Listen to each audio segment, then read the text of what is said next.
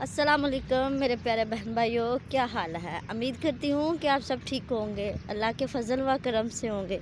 जहाँ भी होंगे खुश होंगे। अल्लाह आप लोगों को अपने हिफ्ज़ व अमान में रखे।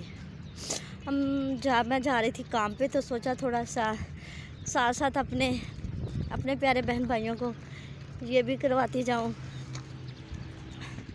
और इसी छोटी सी दुआ के साथ मैं आज का ब्लॉग शुरू करती हूँ।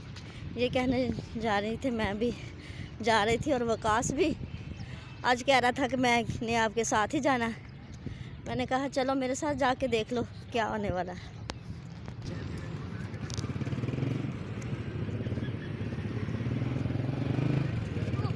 दे दे छोड़ दो तो है।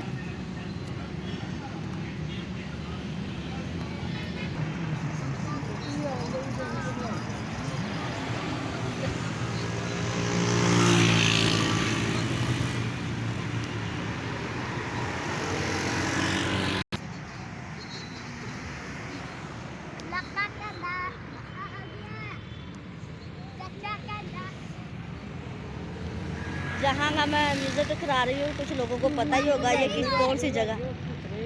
आहो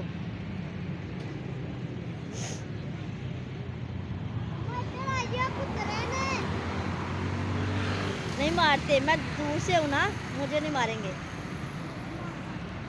आप डरते हो ना।